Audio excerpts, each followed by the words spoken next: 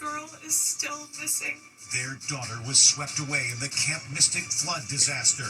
Until she is found, our family lives in a torture chamber.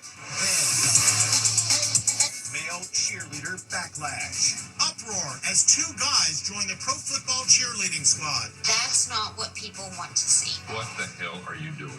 Now they're fighting back. Plus, college roommate killer Brian Koberger. He's begging for a transfer out of his prison unit. What he's saying is happening behind bars. And the Biggest Loser TV show expose. What these former contestants are saying about dangerous tactics. Fat shamed, dehumanized, treated terrible. Plus, he tricked everyone. The Justin Bieber lookalike. Shirtless, covered in tattoos. But he's a fake. Then, don't go in the water. The sweeping warning to beachgoers. Look what happened while we were filming. It looks like the lifeguards are going out. And carnivore babies. Little ones whose parents put them on a meat diet. You want like fatty red meat. But is it a good idea? Plus, she just paid more than $500,000 for Princess Diana's dress. What drove her to pay all that money for the iconic dress? Now, Inside Edition with Eva Pilgrim. Hello, and thanks for joining us. I'm Eva Pilgrim. This first story is just heartbreaking. During an emotional hearing today in Texas, a mom talking about her 8-year-old daughter, the only girl still missing after the July 4th flood at Camp Mystic that took 27 lives. Fighting back tears, she says her mission now is to make sure no other parent has to go through such a devastating tragedy. We are the parents of Seal Stewart, the only camper from Camp Mystic still missing. Sheer agony from the parents of 8-year-old Seal Stewart swept away in the horrific Camp Mystic floods in Texas. My baby girl is still missing. Until she is found, our family lives in a torture chamber. Young Seal, like so many other girls, was a legacy camper. 3 generations of women in my family went to Camp Mystic. This year, it was finally Seal's turn. She was 8 years old, going for the very first time. Seal's father wiped away tears as Mom Cece testified in support of new flood safety legislation at summer camps. 48 days later, Seal remains somewhere in the devastation of the Guadalupe River. The parents of Janie Hunt, who are related to the owner of the Kansas City Chiefs, also testified. In my hand and passed out to you is a picture of my sweet little angel, Janie Hunt, age 9. Janie was the heartbeat of our family. She made me a mom. She left for camp full of excitement and joy. She came home in a plywood box. It's impossible to put into words the depths of our grief, the magnitude of this loss. In a gut-wrenching tribute, the father of Virginia Hollis played the last song their talented 8-year-old composed on the piano. Virginia's song.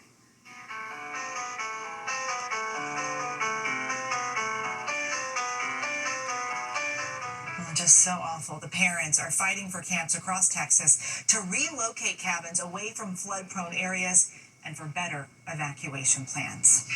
Cheerleading controversy. The Minnesota Vikings feeling the backlash after adding 2 male cheerleaders to their roster, despite the fact that a number of other NFL teams already have men on their squads. Now those guys are offering their support.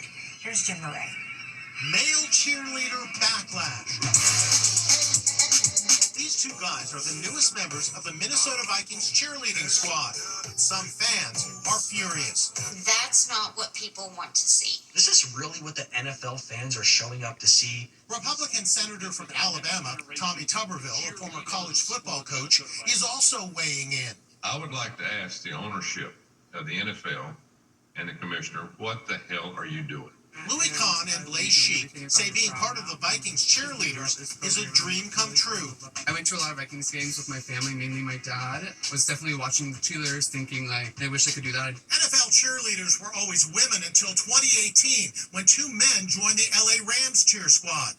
The following year, they made history as the first guys performing on the sidelines during Super Bowl 53. They spoke to our Megan Alexander. You are making history, the first two male cheerleaders here at the Super Bowl. How's that feel? It's incredible. So excited. We're all so excited to be here. Now 10 NFL teams have male cheerleaders, and they're coming to the defense of Louis and Blaze. Philadelphia Eagles cheerleaders Alex Fan is a rookie, and James Leggett is going into his 5th season. I think that every single male dancer, especially a male dancer that has such a platform, is going to receive backlash and hate. This is something that every boy experiences growing up dancing. The Minnesota Vikings are also standing by their male cheerleaders. We support all our cheerleaders and are proud of the role they play as ambassadors of the organization. James, what's your advice? You were chosen and selected to be on this team for a reason, and what other people have to say, that's just noise. Now you are dancing at the highest level, so you should be very proud of all of your accomplishments. And did you know 4 U.S. presidents for cheerleaders, including George W. Bush, seen here yelling into a megaphone when he was head cheerleader in high school. It was a huge ratings hit. The Biggest Loser had contestants battling to see who could lose the most weight. But a new docuseries, which is #1 on Netflix, is claiming there was a dark side, alleging the show used risky tactics to drop those pounds. Now these former contestants are speaking out to our Allison Hall. The Biggest Loser was a cultural phenomenon.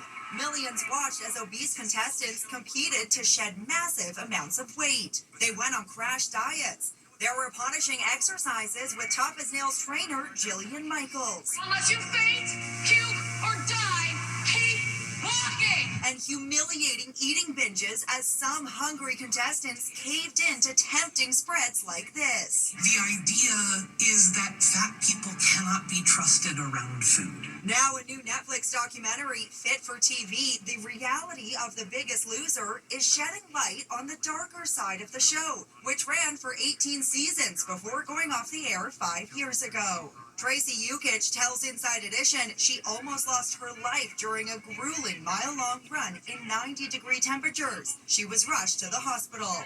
You say that you actually died during one of the challenges? Yeah, my body was completely shutting down on me. I know that I absolutely died that day. Suzanne Mendonca, a former police officer from Long Island, appeared on The Biggest Loser in 2005. She says she was told to gain weight. Yes, gain weight before the show to make her weight loss more dramatic. They actually asked you to gain weight before you showed up? I was so determined to be on the show that I forced myself to gain 30 pounds. She ended up losing 78 pounds in 6 weeks. After she was eliminated, she says she had a severe eating disorder. It's not normal to go on a show and be able to cut 10, 20 pounds. There's nothing healthy about that.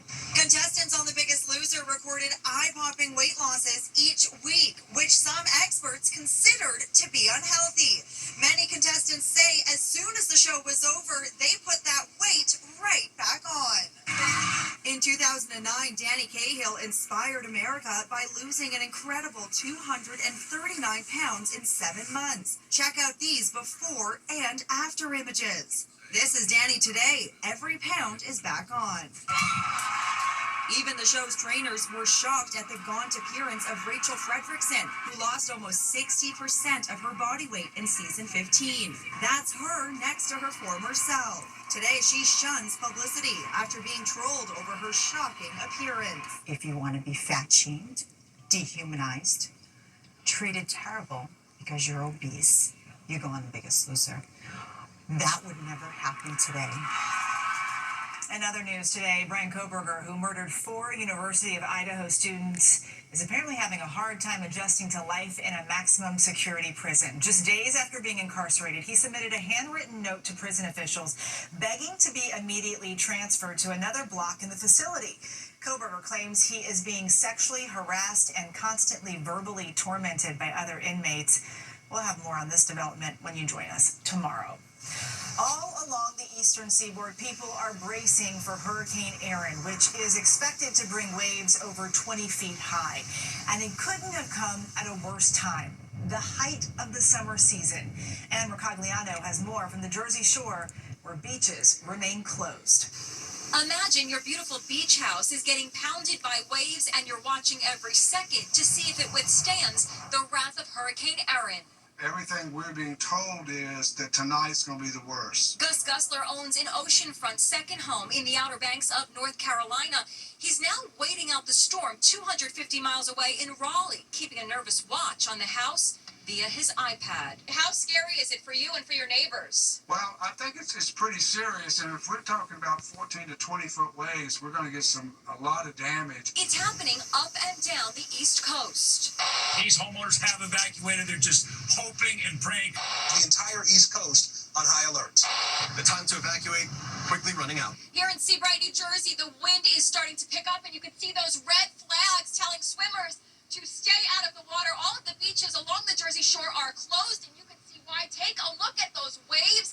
They are fierce, and they are building with the worst on the way. Check out the drama that unfolded behind me as I was on the phone. It looks like the lifeguards are going out to talk to these surfers, probably to urge them not to go in the water. Double red flags are also flying at beaches in Maryland and Massachusetts. These guys are taking a lot of risks. These U.S. Air Force crewmen are releasing buoys into the ocean to measure the hurricane's effects. Ooh, this one ain't looking too good right now. It's feared waves along the East Coast could hit 20 feet. We're anticipating life-threatening rip currents for most of the week. No one should be in the ocean. We do not want you to become a casualty of Hurricane Erin. The National Weather Service has issued a high rip current risk warning all along the East Coast that could remain into effect through the weekend. Well, here's something you don't see every day. A baby chomping down on an enormous steak. Move over traditional baby food like purees and broths because there's a new trend. Parents feeding their toddlers a diet of mostly meat. And the so-called carnivore babies have ignited a debate coast to coast. This toddler's chomping down on a tomahawk steak. Across social media, parents are proudly showing off their so-called carnivore babies, infants and toddlers who eat a primarily animal-based diet. The goal is to provide little ones with a protein-rich diet clear of processed foods. This baby's eating steak tartare. Even for little ones who can't chew yet, carnivore moms are finding plenty of options. Ever hear of whipped bone marrow? And it's delicious. How about a beef broth lollipop to lick? Yeah? Is that good? Karen and Bill Frenzel are big believers in the carnivore diet and feed their 3 kids, including 6-month-old Rory, a diet consisting of 90% red meat. The whole basis of this diet is the animal fat. So you want like fatty red meat, lots of butter. The kids will just come up and eat like chunks of butter. How's it going with Rory? She seems to be loving that steak. Oh yeah, she doesn't have any teeth yet, but she loves to chew on things. Yeah, she just kind of gums the meat and sucks all the nutrients out. Chiropractor Shelby and Caleb Gressett feed their 1-year-old daughter Callie a similar meat-based diet. Look at that tomahawk steak on her lap. She mostly eats beef, butter, eggs, milk products, things like that. She's hardly really ever sick. Her digestion's great. But is a mostly meat-based diet really healthy for kids? Melina Malkani, a pediatric registered dietitian, warns that a diet lacking in variety could result in nutrient deficiencies in growing kids. Meat is a wonderful early food for babies. It's got iron, zinc, choline, so many key nutrients for growth. But the foods that the carnivore diet is really low in also provide key nutrients for babies like fiber and vitamin C, and these are also equally as important. And experts agree young children should have a balanced diet with all food groups, including meat, fruits, vegetables, and grains. Next, he tricked everyone. The Justin Bieber lookalike. Shirtless, covered in tattoos. But he's a fake. Plus, she just paid more than $500,000 for Princess Diana's dress. What drove her to pay all that money for the iconic dress? Inside Edition with Eva Pilgrim. We'll be right back. This crowd is super excited to see a surprise Justin Bieber concert at a Vegas nightclub. One big problem? That's not Justin Bieber. It's an imposter who weaseled his way on stage. Justin Bieber is in the club, and he's gonna sing for the adoring crowd. There he is, shirtless and tattooed, belting out his hit Sorry. Or is it? Nope.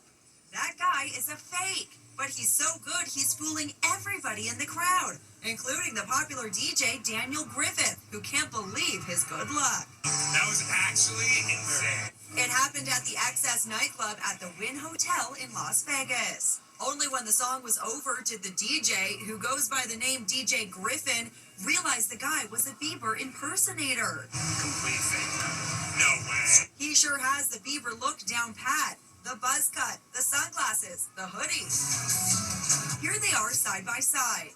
DJ Griffin went on social media to explain he had nothing to do with the stunt. He says it was loud and dark in the club and he really thought it was Bieber. I literally thought, it kind of felt like, damn, he put on a lot of weight since the album dropped. Courtney Clemens was in the club and was sure it was Bieber. When you have a celebrity DJ vouching for this performance, and there are camera crews, there is security, the crowd went absolutely bonkers. It was nothing I've ever seen before. I mean, all cameras up, people screaming, women crying. It was wild. So who's the impersonator? He's 29-year-old Italian native Dylan Desclose, and he's done this before. The Wynn Hotel kicked him out and said he has now been banned from the property. Still to come, what this woman just won at auction that has her literally floored. This woman is freaking out after winning this dress worn by Princess Diana, and she paid more than $500,000. A woman collapses in joy after winning an auction. She's so excited she's crying and shaking. So what did she bid on? It was this beautiful dress owned by Princess Diana. She paid a whopping $520,000. Never, ever, ever in a million years would I have even thought that dress would even become available for auction, let alone that I would actually be in a position to win it. Renee Plant shares a special connection to the dress. That's her hand about to shake Princess Diana's hand back in 1988, when Diana wore the dress for the first time during a visit to Australia, where Renee grew up. You couldn't tell me when I was 18 years old, and I can't remember how long that ago was, but I think it was 38 years ago, that I would be sitting here talking to Inside Edition and saying that, I've been fortunate enough to be able to preserve, the dress that she met me in. The dress has a storied history. It's known as the caring dress. Princess Diana wore it in public at least 9 times, often when she was visiting with children. Are you ready to see yourself? No, I am not. Yes, I am. I'm joking. Only Inside Edition is with Renee when she heads to Julian's auction house in Los Angeles to pick up the dress. I'm just overwhelmed, obviously.